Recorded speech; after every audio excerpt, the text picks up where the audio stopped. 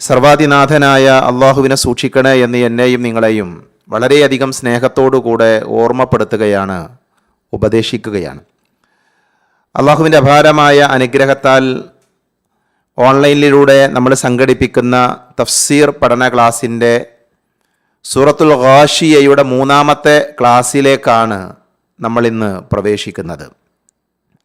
കഴിഞ്ഞ 2 ക്ലാസ്സുകളിലൂടെ സൂറത്തുൽ ഗാഷിയയിലെ 16 ആയത്തുകൾ നമ്മൾ പഠിച്ചു കഴിഞ്ഞു. വളരെ ചെറിയ ചെറിയ ആയത്തുകളാണ്, നമുക്കെല്ലാവർക്കും മനഃപ്പാഠമാക്കാൻ സാധിക്കുന്ന അധ്യായമാണ്. ഈ അധ്യായം മനഃപ്പാഠമില്ലാത്ത ആളുകൾ, കാണാതെ അറിയാത്ത ആളുകൾ മനഃപ്പാഠമാക്കാൻ ശ്രദ്ധിക്കണമെന്ന് സാന്ദർഭികമായി ഓർമ്മപ്പെടുത്തുകയാണ്.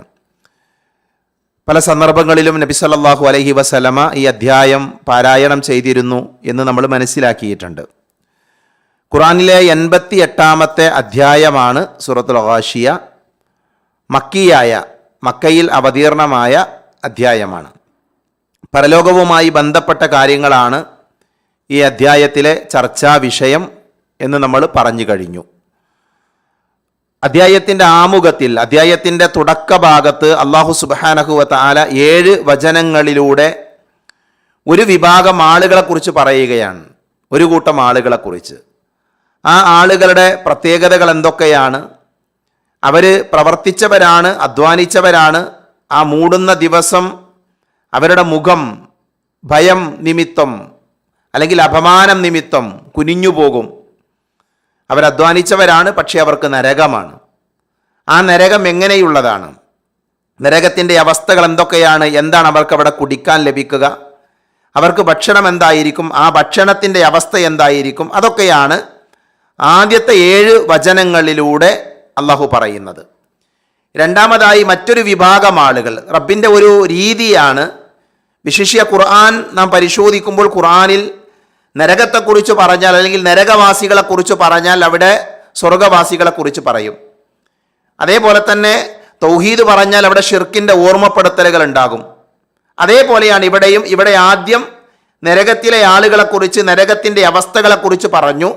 രണ്ടാമതായി അന്ന് സന്തോഷിക്കുന്ന ആ ഗാഷിയയുടെ മൂടുന്ന ദിവസം സന്തോഷിക്കുന്ന ചില മുഖങ്ങളെക്കുറിച്ച് പറയാണ്. 8-ാമത്തെ ആയത്ത് മുതൽ. അവരാരാണ്? അവരുടെ പ്രവർത്തനങ്ങളുടെ ഫലമൊക്കെ അവർ കണ്ടെത്തുന്ന ഉന്നതമായ സ്വർഗത്തിലേക്ക് അവർ പ്രവേശിക്കുന്ന ദിവസം. ആ സ്വർഗത്തിൻ്റെ അവസ്ഥ എന്താണ്? അവിടെ മോശമായ ലാഗിയത്തായ വാക്കുകളൊന്നും അവർ കേൾക്കുകയില്ല. അവിടെ അരുവികളുണ്ട്, അവിടെ കട്ടിലുകളുണ്ട്, മെത്തകളൊക്കെ അങ്ങനെ അണിയായി വെച്ച മെത്തകളുള്ള.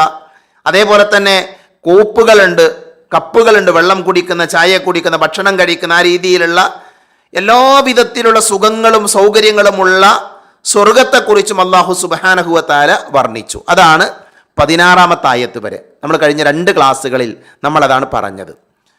സഹോദരങ്ങൾ, എന്തിനാണിത് പറഞ്ഞത്? ആദ്യം ഒരു കൂട്ടം ആളുകൾ, രണ്ടാമത് വേറൊരു കൂട്ടം ആളുകൾ. ഇതാരോടാ പറയുന്നത്? മക്കയിലെ മുശ്രിക്കുകളായ ആളുകളോടാണ്. അവര് ഈ പറഞ്ഞതിനെയൊക്കെ നിഷേധിക്കുന്ന ആളുകളാണ്. അവരിതിനെ അംഗീകരിക്കുന്നില്ല. സ്വർഗമുണ്ട്, നരകമുണ്ട് എന്നവർ അംഗീകരിക്കുന്നില്ല. അതുകൊണ്ട് തന്നെ അവർക്ക് അംഗീകരിക്കാൻ കഴിയുന്ന, അവർക്ക് മനസ്സിലാക്കാൻ പറ്റുന്ന ചില ഉദാഹരണങ്ങളിലൂടെ അല്ലാഹു സുബ്ഹാനഹു വ തആല ഇങ്ങനെ ഒരു ലോകമുണ്ട്, നിങ്ങൾ അറിയുന്ന, നിങ്ങൾ മനസ്സിലാക്കുന്ന കാര്യങ്ങളൊക്കെ സംവിധാനിച്ച റബ്ബ് തന്നെയാണ് ഈ സ്വർഗവും അതേപോലെ തന്നെ നരകം, അതിലെ അവസ്ഥകളുമൊക്കെ സംവിധാനിച്ചിരിക്കുന്നത് എന്ന് പഠിപ്പിക്കുന്ന വചനങ്ങളാണ് അടുത്ത ആയത്തുകളിലൂടെ നമ്മൾ പഠിക്കാൻ പോകുന്നത്. എന്താണ് അടുത്ത ആയത്ത്? 17-ാമത്തെ ആയത്തിൽ അല്ലാഹു പറയുന്നത്, അഊദു ബില്ലാഹി മിനശ് ശൈത്വാനിർ റജീം അഫലാ യൻദുറൂന ഇലൽ ഇബ്ലി കൈഫ ഖുലിഖത്. അഫലാ യൻദുറൂന ഇലൽ ഇബ്ലി കൈഫ ഖുലിഖത്. ഞാൻ പറഞ്ഞു, ചെറിയ ആയത്തുകളാണ്, മനഃപ്പാഠമാക്കാത്ത ആളുകൾ പഠിക്കാൻ വേണ്ടി ശ്രദ്ധിക്കണം. അഫലാ യൻദുറൂന ഇലൽ ഇബ്ലി കൈഫ ഖുലിഖത്. എന്താണ് അങ്ങനെ പറഞ്ഞാൽ? അഫലാ യൻദുറൂന എന്നാൽ അവർ ഒട്ടകത്തിലേക്ക് നോക്കുന്നില്ലേ? അഫലാ യൻദുറൂന ഇലൽ ഇബ്ലി.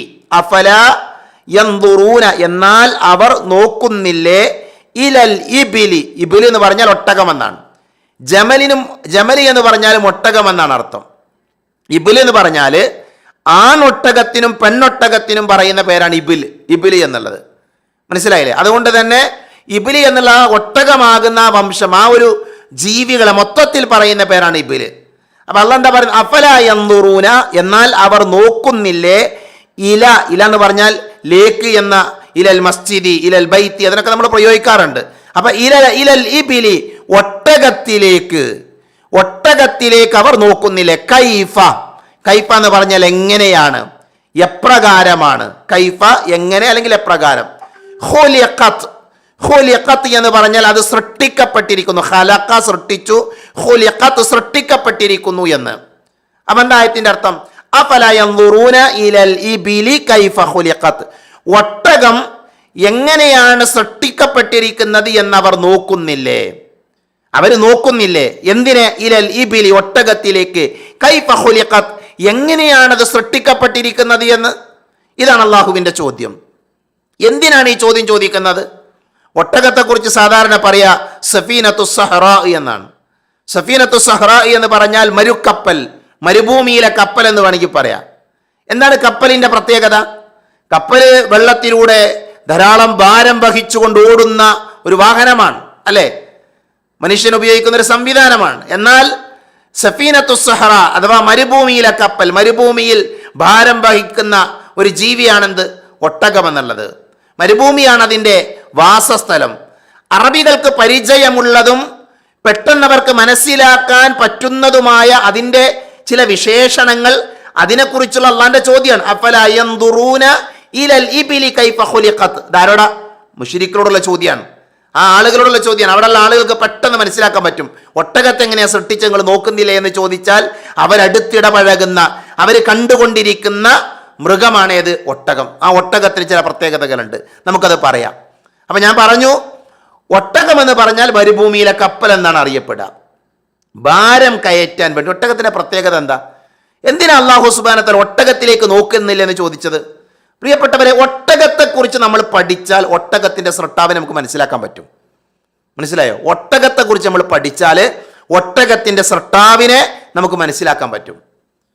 നോക്കൂ നിങ്ങൾ, ഒട്ടകത്തിന്റെ പ്രത്യേകതയാണ് ഭാരം കയറ്റാൻ വേണ്ടി കിടന്നു തരുന്ന ഏക ജീവി ഒട്ടകാണ്.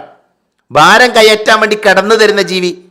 നമ്മൾ പല ജീവികളെയും കണ്ടിട്ടുണ്ട്. ഇപ്പൊ ഏറ്റവും കൂടുതൽ ഭാരം വലിക്കുന്ന മൃഗം നമ്മൾ പറയാം ആനയാണ്, അല്ലെ? ആന ഭാരം വലിക്കും, ശരിയാണ്. വലിയ തടിയൊക്കെ ആന എന്ത് ചെയ്യും? വലിക്കാറുണ്ട്. എന്നാൽ ആന ഭാരം വഹിക്കാൻ വേണ്ടി, ഭാരം ചുമക്കാൻ വേണ്ടി കടന്നു തരുമോ? ഇല്ല. ഒട്ടകം എന്ന് പറയുന്ന മൃഗം എന്ത് ചെയ്യും? അതിന് ഭാരം അതിൻ്റെ ശരീരത്തിൽ കയറ്റാൻ വേണ്ടി അത് കടന്നു തരും. അത് അതിൻ്റെ പ്രത്യേകതയാണ്. മനസ്സിലായില്ലേ? എത്ര ഭാരം കയറ്റും? ചില ആളുകൾ പറഞ്ഞു 500 പറഞ്ഞ ആൾക്കാരുണ്ട്. 325 കിലോ ഭാരം, കിലോമീറ്ററുകളോളം വിശ്രമമില്ലാതെ അത് പേറി ആ ഭാരമേറ്റി 325 കിലോ തൻ്റെ മുതുകിൽ വെച്ചിട്ട് കിലോമീറ്ററുകളോളം വിശ്രമമില്ലാതെ നടക്കാൻ ആർക്ക് പറ്റും? ഒട്ടകത്തിന് പറ്റും. അത് ഒട്ടകത്തിൻ്റെ പ്രത്യേകതയാണ്. മനസ്സിലായി? ഒട്ടകത്തിൻ്റെ പ്രത്യേകതയാണത്. ഒട്ടകത്തിൻ്റെ കഴുത്ത് അതിനല്പം നീണ്ട കഴുത്താണ്. ഒട്ടകത്തെ കണ്ട ആൾക്കാർക്ക് നീണ്ട കഴുത്താണ്. അതിൻ്റെ കാല് നീളം കൂടിയതാണ്. അതിൻ്റെയൊക്കെ പിന്നിൽ ഓരോരോ കാരണങ്ങളുണ്ട്. ഒട്ടകത്തിൻ്റെ കഴുത്ത് അത് നീളം കൂടിയത് കൊണ്ട് തന്നെ വൃക്ഷങ്ങളിൽ നിന്ന് എന്ത് ചെയ്യാൻ പറ്റും? അതിന് ഇലകൾ പറിച്ച് ഭക്ഷിക്കാൻ പറ്റും. ഇനി ആ ഭക്ഷിക്കുന്ന സ്ഥലത്ത് തന്നെ മരുഭൂമിയിൽ അധികം ഉണ്ടാകുക മുള്ളൊക്കെ ഉള്ള കള്ളിമുൾ ചെടി പോലെയുള്ള നല്ല മുള്ളുള്ള ചെടികൾ ഉണ്ടാകുക മരുഭൂമിയിൽ. ആ ചെടികൾ ഭക്ഷിക്കാൻ പറ്റുന്ന രീതിയിലാണ് അതിൻ്റെ ചുണ്ടും അതിൻ്റെ നാവും. അതിൻ്റെ ചുണ്ടും നാവും അങ്ങനെയാണ് സംവിധാനിച്ചിട്ടുള്ളത്. മനസ്സിലായോ? അപ്പൊ നോക്കൂ നിങ്ങൾ, ആരാണ് ഇങ്ങനെ ഒട്ടകത്തെ സംവിധാനിച്ചവൻ? അഫലാ യൻദുറൂന ഇലൽ ഇബിലി കൈഫ ഖുലിഖത്, ഒട്ടകത്തിന്റെ സൃഷ്ടിപ്പിലേക്ക് നിങ്ങൾ നോക്കുന്നില്ലേ എന്നാ. ഒട്ടകത്തിന്റെ കണ്ണിനൊരു പ്രത്യേകത ഉണ്ട്. ഒട്ടകം എന്ന് പറഞ്ഞാൽ മരുഭൂമിയിൽ ജീവിക്കുന്ന ജീവിയെ നമ്മൾ പറഞ്ഞു. എന്താ മരുഭൂമിന്റെ പ്രത്യേകത? മരുഭൂമി ഇങ്ങനെ വളരെ ശാന്തമായിരിക്കും, ഒരു പ്രശ്നം ഉണ്ടാവില്ല. എന്നാൽ വളരെ പെട്ടെന്ന് മരുഭൂമിയുടെ അവസ്ഥകൾ മാറും. സൗദി അറേബ്യയിലൊക്കെ ജീവിച്ച ആളുകൾക്കറിയാം, വളരെ പെട്ടെന്ന് മാറും. എങ്ങനെ പെട്ടെന്ന് മാറുക? പൊടിക്കാറ്റടിച്ചാൽ പിന്നെ ഒന്നും കാണാൻ പറ്റൂല. ഇപ്പൊ നമ്മളൊക്കെ വാഹനമൊക്കെ ഓടിക്കുന്ന സമയത്ത് പൊടിക്കാറ്റ് ഉണ്ടായാൽ വലിയ പ്രയാസമാണ്. തൊട്ടു മുന്നിലുള്ള വാഹനത്തെ വരെ നമുക്ക് കാണാൻ പറ്റൂല, അത്രമാത്രം ശക്തമായ പൊടിക്കാറ്റ് ഉണ്ടാകും അവിടെ. മരുഭൂമിയുടെ പ്രത്യേകതയാണ്. ആ മരുഭൂമിയിലാണ് ആര് താമസിക്കുന്നത്? ഒട്ടകം താമസിക്കുന്നത്, ഒട്ടകം ജീവിക്കുന്നത്. ആ ഒട്ടകം എന്ത് ചെയ്യും? അതിന്റെ കണ്ണിന്റെ കാഴ്ച എങ്ങനെയായിരിക്കും? അപ്പം ഇപ്പൊ നമ്മൾ മരുഭൂമിയിൽ ജീവിക്കുമ്പോൾ, നമ്മളവിടെ താമസിക്കുമ്പോൾ പിന്നെ കാറ്റടിച്ചാൽ, മണൽക്കാറ്റടിച്ചാൽ നമ്മൾ എന്താ ചെയ്യുക? നമ്മൾ വേഗം റൂമിൽ കയറിയിട്ട് ജനലൊക്കെ അടച്ച്, അല്ലെ, അല്ലെങ്കിൽ തന്നെ അവിടെ ജനൽ തുറക്കൂല, നമ്മൾ സുരക്ഷിതരായിട്ടിരിക്കും. എന്നാൽ ഒട്ടകം ആ മരുഭൂമിയിൽ മണൽക്കാറ്റടിക്കുന്ന സമയത്ത് നിന്നാലും ഒട്ടകത്തിന്റെ കണ്ണിലേക്ക് ഒരു തരി മണൽ കയറൂല. ഒട്ടകത്തിന്റെ കണ്ണിലേക്ക് മണൽ എന്ത് ചെയ്യില്ല? പ്രവേശിക്കില്ല. എന്തുകൊണ്ട്? അങ്ങനെ ഒരു സംവിധാനം അല്ലാഹു സുബ്ഹാനഹു വ തആല ഒട്ടകത്തിന്റെ കണ്ണിന് ഒരുക്കി കൊടുത്തിട്ടുണ്ട്. മനസ്സിലായോ? ഒട്ടകത്തിന്റെ കണ്ണിന് അല്ലാഹു എന്ത് ചെയ്തിട്ട് അങ്ങനെ ഒരുക്കി കൊടുത്തിട്ടുണ്ട്. ഒട്ടകത്തിന്റെ കണ്ണുകൾക്ക് ഒന്നിനു മുകളിൽ ഒന്നായി 2 നിര കൺപീലികളുണ്ട്. 2 നിരയിലുള്ള കൺപീലികളുണ്ട്. ഈ കൺപീലികൾ എന്ത് ചെയ്യും? കണ്ണിൽ വന്ന് പതിക്കാൻ ഇടയുള്ള മണൽത്തരികൾ എന്ത് ചെയ്യും? അത് തടഞ്ഞു നിർത്തും. ഒന്ന്. രണ്ടാമത്തെ എന്തറിയോ? ഈ ഒട്ടകങ്ങളുടെ കണ്ണിന്റെ ഉള്ളിൽ മറ്റൊരു സംവിധാനമുണ്ട്. അതിൻ്റെ ഒരു കൺപോളയുണ്ട്. മുകളിലും താഴെയുമുള്ള കൺപോളകൾ കൂടാതെ മൂന്നാമതൊരു കൺപോള കൂടെ ആർക്കുണ്ട്? ഒട്ടകത്തിനുണ്ട്. അതുകൊണ്ട് തന്നെ ആ കൺപോള വളരെ നേർത്തതാണ്, സുതാര്യമായതാണ്.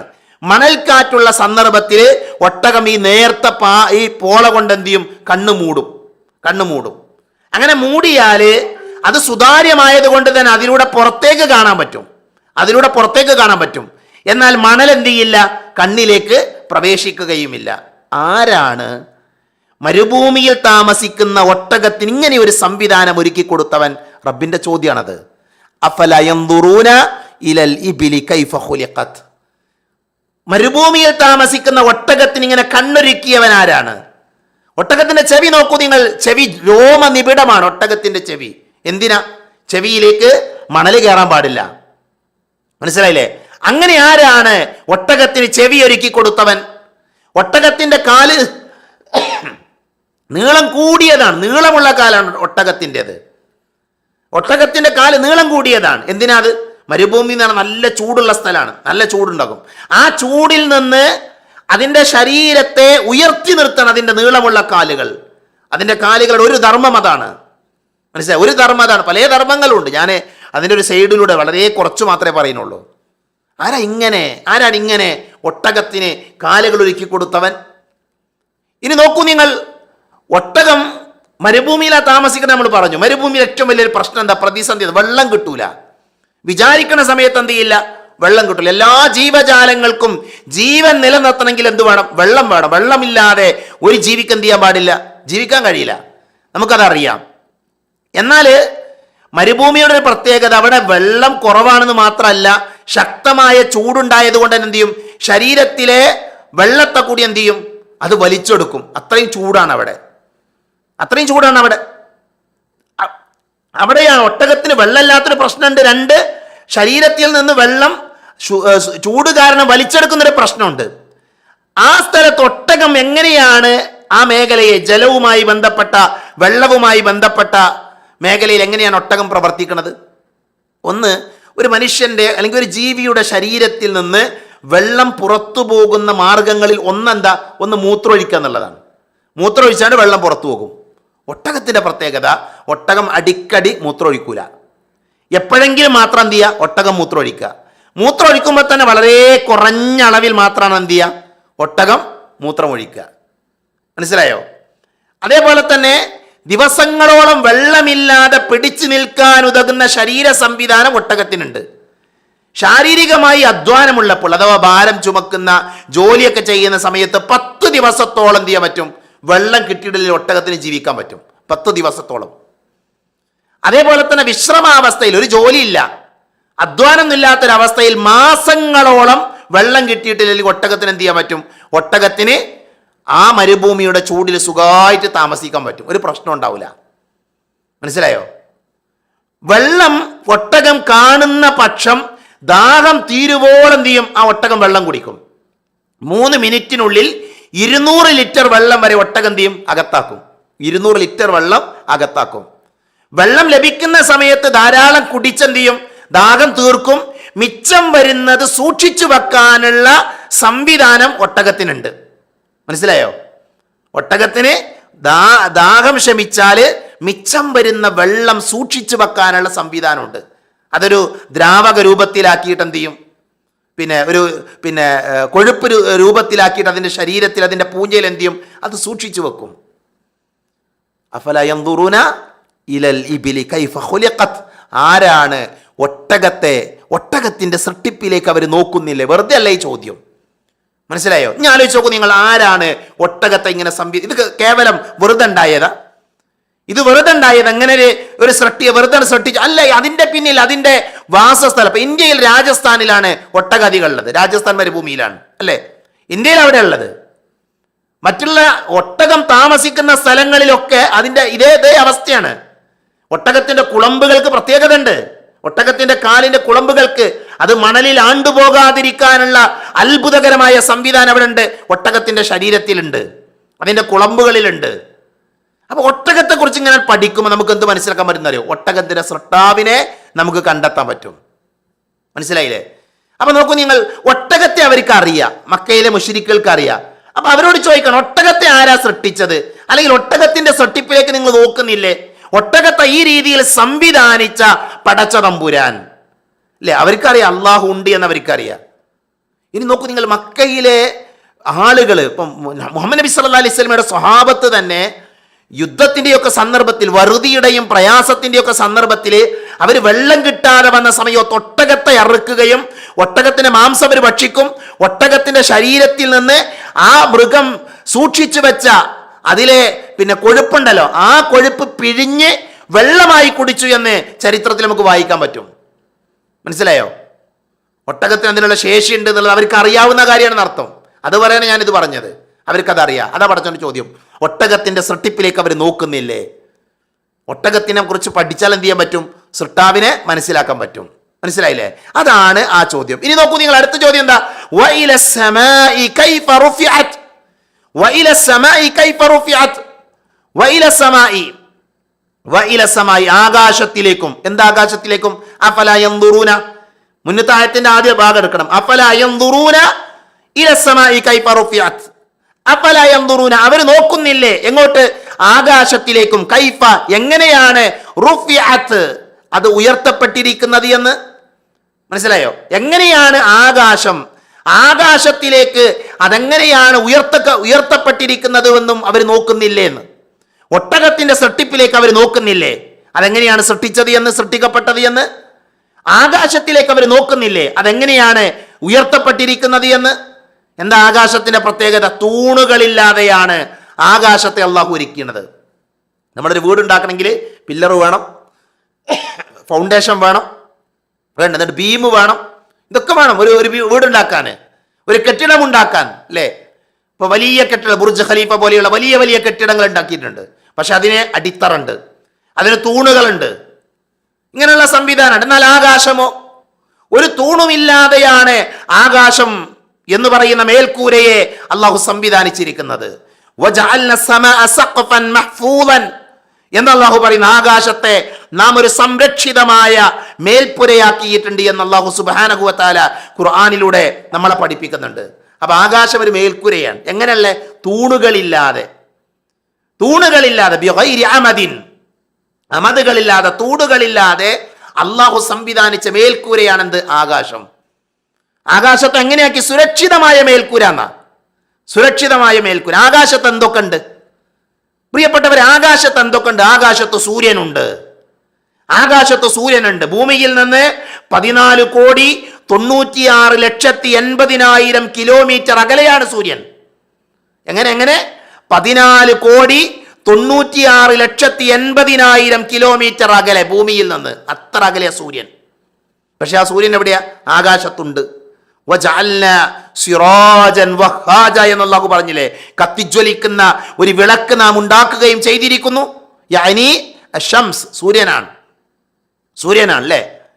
ആ സൂര്യൻ എവിടെയാണ്? ആകാശത്താണ്. സൂര്യന്റെ ചൂട് എന്തൊക്കെയാണ്?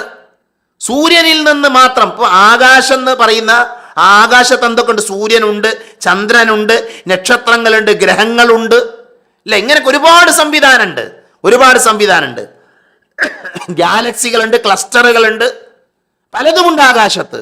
നമ്മൾ അറിഞ്ഞത്, അറിയാത്തത്, അങ്ങനെ പലതുമുണ്ട് ആകാശത്ത്. അതിലെ സൂര്യനെ മാത്രം എടുത്തു നോക്കൂ നിങ്ങൾ.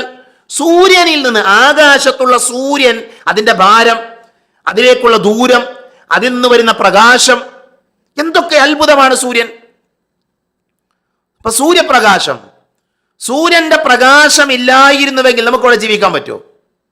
മനുഷ്യനും ജീവജാലങ്ങൾക്കും ജീവിക്കാൻ പറ്റുമോ? ഇല്ല. എന്തുകൊണ്ടാ? നമ്മുടെ ശ്വസന പ്രക്രിയ നടക്കുന്നത് സൂര്യപ്രകാശം ഉണ്ടായതുകൊണ്ടാണ്. സൂര്യന്റെ പ്രകാശം ഉണ്ടായതുകൊണ്ടാണ്. നമ്മൾ വൈദ്യുതിക്ക് ബില്ലടക്കും അല്ലേ? വൈദ്യുതി ബില്ലടക്കുന്നില്ലേ? കറണ്ട് ബില്ലടക്കും. പരാതിയാണ്, ഒന്നും പരാതിയാണ്. സൗരോർജം ഉപയോഗിച്ച് എത്ര കറണ്ട് ഉണ്ടാക്കണത് അല്ലെ? സൗരോർജം ഉപയോഗിച്ചാണ്ട് എത്ര കറണ്ട്. അപ്പൊ ചില വീടുകളുടെയൊക്കെ മുകളിൽ എന്ത് ചെയ്തിട്ടുണ്ട്? സൗരോർജം പിന്നെ അത് സ്വീകരിക്കാനുള്ള സംവിധാനം ഉണ്ടാക്കി. അപ്പം കൊച്ചിൻ എയർപോർട്ട് വർക്ക് ചെയ്യുന്നത് പിന്നെ സോളാർ സിസ്റ്റത്തിലാണ്. അതിൽ ധാരാളം വൈദ്യുതി എന്ത് ചെയ്യുന്നു? അങ്ങനെ എടുക്കുന്നുണ്ട്. അതിനോട് ബില്ലടക്കണോ? റബ്ബിന്റെ സൂര്യനാകുന്ന ആ സൃഷ്ടിയിൽ നിന്ന് നമ്മൾ കറണ്ട് ഉണ്ടാക്കുകയാണ്. നമ്മൾ കറണ്ട് ഉപയോഗിക്കാൻ ഒരു മാസം കൊടുക്കണ ബില്ല് എത്രയാ നോക്കൂ നിങ്ങൾ. അള്ളാഹു സംവിധാനിച്ച സൂര്യൻ എന്ന് പറയുന്ന ആകാശത്തുള്ള ആ സൂര്യനിൽ നിന്ന് മനുഷ്യന് കിട്ടുന്ന ഉപകാരങ്ങൾ എത്രയാണ്? ഈ ലോകത്തുള്ള സകലമാന ജീവജാലങ്ങളും നിലനിൽക്കുന്നത് സൂര്യനെ കൊണ്ടാണ്. പൂനിലാവ് സൂര്യൻ്റെതാണ്. സൂര്യനിൽ നിന്നുള്ള രശ്മികളുണ്ട്, അൾട്രാവയലറ്റ് രശ്മികളുണ്ട്, അല്ലാത്ത രശ്മികളുണ്ട്.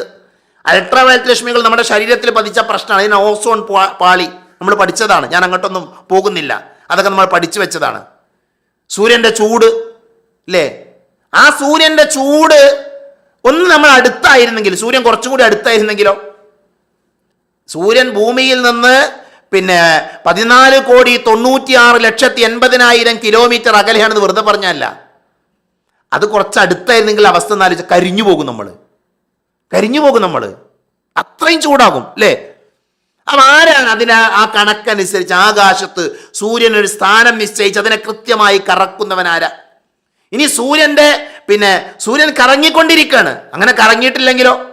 കറങ്ങിയിട്ടില്ല രാവും പകലും ഉണ്ടാവൂല, മാസങ്ങൾ കണക്കാക്കാൻ നമുക്ക് പറ്റൂല. അതിനെ ബേസ് ചെയ്തിട്ട് അതൊക്കെ നിലനിൽക്കുന്നത്. അതാ പറഞ്ഞ അള്ളാന്റെ ചോദ്യം നോക്കൂ നിങ്ങൾ. ആകാശം എങ്ങനെയാണ് തൂണുകളില്ലാതെ നാട്ടി നിർത്തിയിരിക്കുന്നത് എന്ന് നിങ്ങൾ നോക്കുന്നില്ലേ എന്നുള്ള ചോദ്യം. അതേപോലെ തന്നെ അള്ളാഹുവിന്റെ ചോദ്യം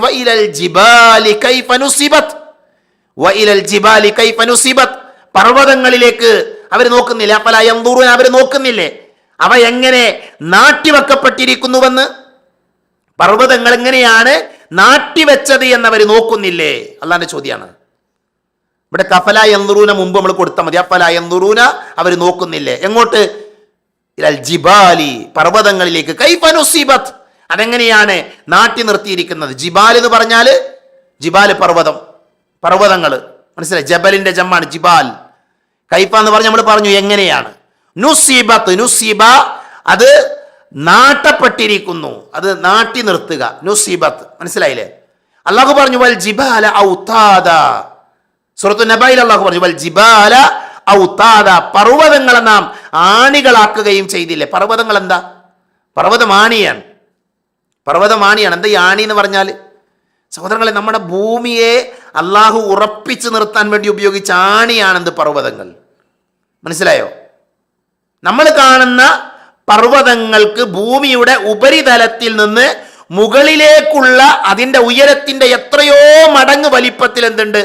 അതിൻ്റെ ആഴത്തിലുള്ള ഭാഗം ഭൂമിയിലേക്കുണ്ട്. ഉദാഹരണത്തിന് നമ്മൾ ഏറ്റവും വലിയ മല എവറസ്റ്റ് അല്ലേ? എവറസ്റ്റ് കൊടുമുടി എന്ന് പറയില്ലേ?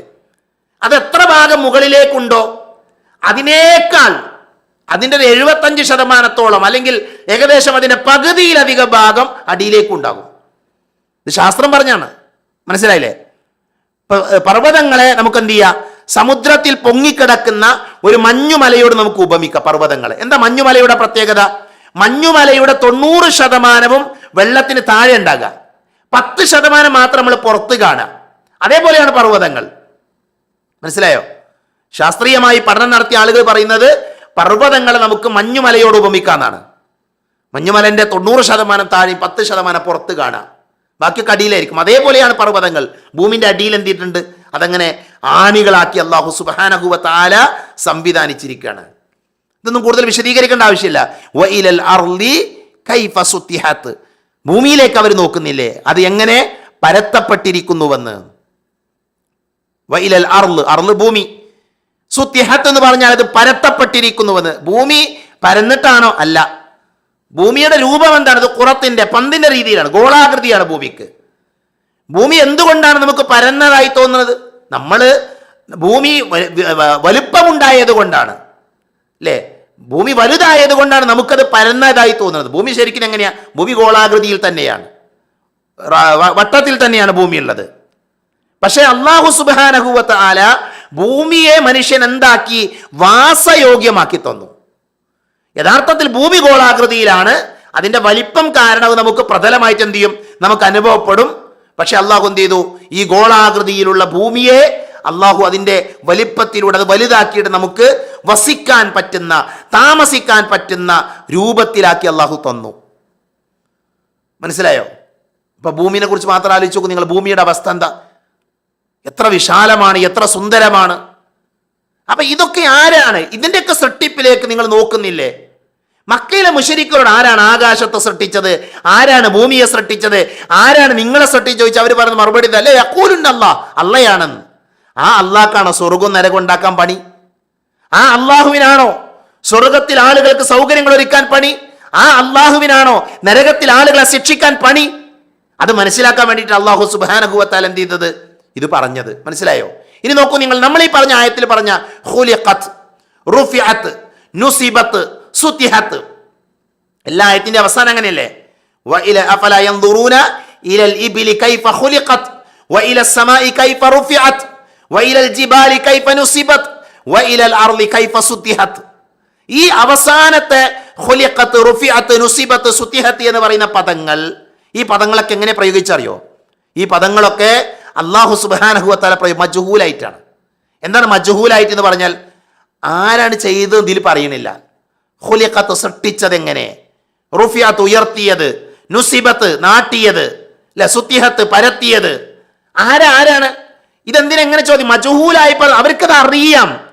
ആർക്കറിയാം? ഇത് കേൾക്കുന്ന ആളുകൾക്കറിയാം. ഒട്ടകത്തിന്റെ സൃഷ്ടിപ്പിലേക്ക് അവർ നോക്കുന്നില്ലെന്ന് ചോദിച്ചാൽ അതിന്റെ സൃഷ്ടാവാര? അള്ളയാണ്, അല്ലേ? ആകാശത്തെ ഉയർത്തിയവൻ അള്ളാഹുവാണ്, പർവ്വതങ്ങളെ നാട്ടി നിർത്തിയവൻ അള്ളാഹുവാണ്. അതോടെ മജ്ഹൂലായി പ്രയോഗിച്ചെന്തിനറിയാം? അവർക്കത് അറിയാമെന്നുകൂടെ നമുക്ക് മനസ്സിലാക്കാൻ വേണ്ടിയിട്ടാണ്. മനസ്സിലായില്ലേ? അപ്പൊ അതുകൊണ്ട് തന്നെ ഞാനിവിടെ ഇന്നത്തെ സംസാരം ഞാനിവിടെ അവസാനിപ്പിക്കുകയാണ്. നമ്മൾ ഈ ആയത്തുകളിലൂടെ നമ്മളും പഠിക്കണം അള്ളാഹുവിനെ. നമ്മൾ ഈ പ്രപഞ്ചത്തിലുള്ള ഏതൊരു വസ്തുവിലേക്ക് നമ്മൾ നോക്കിയാലും എന്ത് ചെയ്യും? നമുക്ക് അള്ളാഹുവിനെ മനസ്സിലാക്കാൻ പറ്റും. ഞാൻ ഒറ്റ സംഭവം പറഞ്ഞ് അവസാനിപ്പിക്കാം. ഒരു അറാബിയായ മനുഷ്യൻ നബി സല്ലല്ലാഹു അലൈഹി വസല്ലമയുടെ സമീപത്തേക്ക് വരികയാണ്. നബിന്റെ അടുക്കിലേക്ക് വരിക അറാബിയായ മനുഷ്യൻ. അയാൾ വന്ന് നബിയോട് ചോദിക്കുന്നുണ്ട്, ഫമൻ ഖലഖസ് സമ. നബിയെ, ഒരു വളരെ സുദീർഘമായ ഹദീത്താണ്. ആ ഹദീത്തിന്റെ തുടക്കത്തിൽ പിന്നെ നബിയോട് ചോദ്യം ചോദിക്കാനൊക്കെ മടി കാണിച്ചിരുന്ന ആൾക്കാരുണ്ട് സ്വഹാബികളുടെ കൂട്ടത്തിൽ തന്നെ. അങ്ങനെ അറാബികളായ ആളുകൾ മടിയൊന്നും കൂടാതെ എന്ത് ചെയ്യും? ചോദ്യം ചോദിക്കാൻ വരും. അപ്പൊ അവർക്ക് ഭയങ്കര കൗതുകമായിരുന്നു. ആ ആളുകൾ ഒരു മടിയും കൂടാതെ എല്ലാം ചോദിക്കും. അപ്പൊ അത് കേൾക്കാൻ വേണ്ടി സ്വഹാബികളൊക്കെ കാത്തിരിക്കുമായിരുന്നു. അപ്പൊ ഒരു ദിവസം നബിന്റെ സദസ്സിൽ കുറെ ആളുകളുണ്ട്. അപ്പൊ ഒരു അറാബി വരികയാണ്. അറബി എന്നിട്ട് ചോദിക്കും, നിങ്ങളിൽ ആരാണ്? മുഹമ്മദ് ആരാ നിങ്ങളുടെ കൂട്ടത്തിൽ? അബ്ദുൽ മുത്തലിബിന്റെ മകൻ ആരാ? അപ്പൊ ആളുകൾ പറയുന്നത് ആ ചാരി ഇരിക്കുന്ന പിന്നെ വെളുത്ത ആളാണ് അബ്ദുൽ മുത്തലിബിന്റെ മകൻ. നബിനെ അബ്ദുള്ളയുടെ മകൻ എന്നതിനേക്കാൾ കൂടുതൽ അറിയപ്പെട്ടിരുന്ന അബ്ദുൽ മുത്തലിബിന്റെ മകൻ എന്നാണ്. നബി അത് പറഞ്ഞിട്ടുണ്ട്, ഞാൻ അബ്ദുൽ മുത്തലിബിന്റെ മകനാണ്, ഞാൻ കളവ് പറയില്ല എന്നൊക്കെ പറഞ്ഞ ഹദീത്തുകളുണ്ട്. അപ്പൊ അബ്ദുൽ മുത്തലിബ് നബിയെ വാപ്പ മരിച്ചിരുന്നു നബി ജനിക്കുമ്പോൾ തന്നെ. അബ്ദുൽ മുത്തലിബാണ് നോക്കി വളർത്തി. അതുകൊണ്ട് തന്നെ ആ പേരിലേക്ക് ചേർത്ത് നബിയെ ചോദിക്കാറുണ്ട്.